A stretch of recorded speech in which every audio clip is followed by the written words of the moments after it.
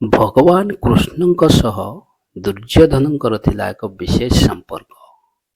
ଜାଣନ୍ତୁ ଏଥିରେ ବଳରାମଙ୍କ ଭୂମିକା କ'ଣ ଥିଲା? ଦ୍ୱାପର ଯୁଗରେ ମହାଭାରତରେ ଅର୍ଜୁନ ଓ କୃଷ୍ଣଙ୍କ ଯୋଡ଼ି ବିଷୟରେ ଅନେକ କାହାଣୀ ଅଛି।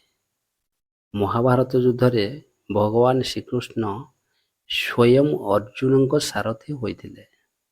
ଭଗବାନ ଶ୍ରୀକୃଷ୍ଣ ଏବଂ ବଳରାମଙ୍କ ଭଉଣୀ ସୁଭଦ୍ରାଙ୍କ ବିବାହ ଅର୍ଜୁନଙ୍କ ସହିତ ହୋଇଥିଲା। ଏହି କାରଣରୁ ଅର୍ଜୁନ ଶ୍ରୀକୃଷ୍ଣଙ୍କ ସମ୍ପର୍କୀୟ ଥିଲେ।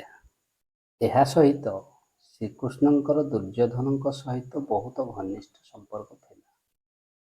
ପ୍ରକୃତରେ ଶ୍ରୀକୃଷ୍ଣ ଏବଂ ଦୁର୍ଯ୍ୟୋଧନ ସମ୍ବନ୍ଧୀ ଥିଲେ। ହଁ, ଶ୍ରୀକୃଷ୍ଣଙ୍କ ପୁଅ ଦୁର୍ଯ୍ୟୋଧନଙ୍କ ଝିଅ ସହିତ ବିବାହ କରିଥିଲେ। ଶ୍ରୀକୃଷ୍ଣ କିପରି ଦୁର୍ଯ୍ୟୋଧନଙ୍କ ସମ୍ବନ୍ଧୀ ହେଲେ? ଭଗବାନ ଶ୍ରୀକୃଷ୍ଣଙ୍କ 8 ପତ୍ନୀଙ୍କ ମଧ୍ୟରୁ ଜାମ୍ବବତୀଙ୍କ ପୁଅଙ୍କ ନାମ ଶାମ୍ବ ଥିଲା। ଶାମ୍ବ ଦୁର୍ଯ୍ୟୋଧନ ଏବଂ ଭାନୁମତୀଙ୍କ ଝିଅ ଲକ୍ଷ୍ମଣାଙ୍କ ପ୍ରେମରେ ପଡ଼ିଯାଇଥିଲେ ଏବଂ ସେମାନେ ଦୁହେଁ ପରସ୍ପରକୁ ଭଲ ପାଉଥିଲେ। ଭାନୁମତୀ ଥିଲେ ସୁଦକ୍ଷିଣଙ୍କ ଭଉଣୀ ଏବଂ ଦୁର୍ଯ୍ୟୋଧନଙ୍କ ସ୍ତ୍ରୀ। ସେମାନଙ୍କ ପୁଅର ନାମ ଲକ୍ଷ୍ମଣ ଏବଂ ଝିଅର ନାମ ଲକ୍ଷ୍ମଣା। ଲକ୍ଷ୍ମଣାଙ୍କୁ ଅପହରଣ କରାଯାଇଥିଲା। ଦୁର୍ଯ୍ୟୋଧନ ଚାହୁଁନଥିଲେ ଯେ ତାଙ୍କ ଝିଅ ଭଗବାନ ଶ୍ରୀକୃଷ୍ଣଙ୍କ ପୁଅ ସହିତ ବିବାହ କରନ୍ତୁ। ଏହି କାରଣରୁ ସେ ଲକ୍ଷ୍ମଣାଙ୍କ ସ୍ୱୟଂବର ଆୟୋଜନ କରିଥିଲେ। କିନ୍ତୁ ଭଗବାନ ଶ୍ରୀକୃଷ୍ଣଙ୍କ ରାଜ୍ୟ ଦ୍ୱାରକାରୁ କାହାକୁ ନିମନ୍ତ୍ରଣ କରିନଥିଲେ। ଯେତେବେଳେ କୃଷ୍ଣଙ୍କ ପୁଅ ଶାମ୍ବ ଏହା ଜାଣିପାରିଲେ, ସେ ସ୍ୱୟଂବରରେ ପହଞ୍ଚି ଦୁର୍ଯ୍ୟୋଧନଙ୍କ ଝିଅକୁ ଅପହରଣ କରି ଦ୍ୱାରକାକୁ ନେଇଯିବା ଆରମ୍ଭ କଲେ।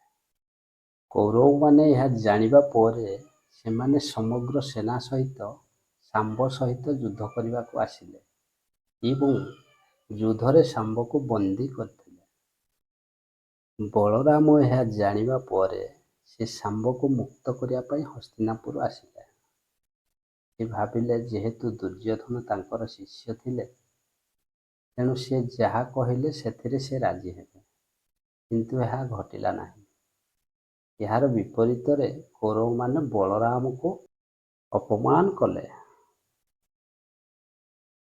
ବଳରାମ ଅପମାନରେ କ୍ରୋଧିତ ହେଲେ ଏବଂ ସେ ତାଙ୍କ ହଳ ସାହାଯ୍ୟରେ ହସ୍ତିନାପୁରର ଭୂମିକୁ ଟାଣି ଗଙ୍ଗାରେ ବୁଡ଼ାଇ ଦେବାକୁ ଗଲେ। ଏଥିରେ କୌରବମାନେ ଭୟଭୀତ ହୋଇପଡ଼ିଲେ ଏବଂ ସମସ୍ତେ ବଳରାମଙ୍କୁ କ୍ଷମା ମାଗିଲେ।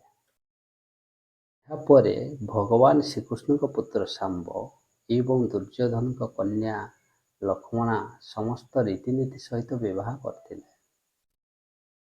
ଏବଂ ଏହିପରି ଭଗବାନ ଶ୍ରୀକୃଷ୍ଣ ଓ ଦୁର୍ଯ୍ୟୋଧନ ପରସ୍ପରର ସମ୍ବନ୍ଧୀ ହୋଇଗଲେ।